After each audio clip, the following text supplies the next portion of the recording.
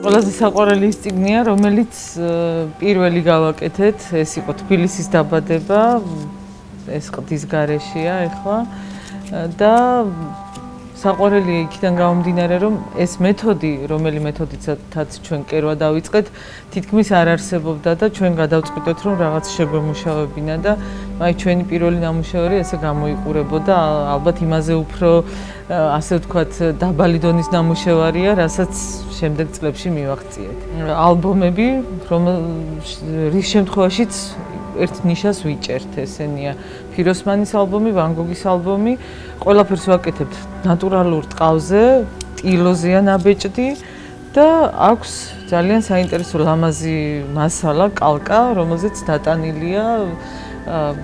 ხატვრის სახელი ცხადია და ნახატის დასახელება და ზომები. 400-ზე მეტი გამოცემაა ვეფხისტყაოსნის და ვერ გავაკეთებდი ისეც, რაც ცხადია უკვე გაკეთებული იყო და იქიდან გამომდინარე, რომ ჩვენი სიყვარული მინიატურების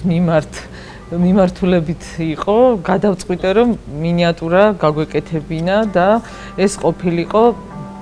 ეს მივუძღვენთ პირველი ნაბეჭდი ვეფხისტყაოსნის გამოცემიდან 300 წლის თავს.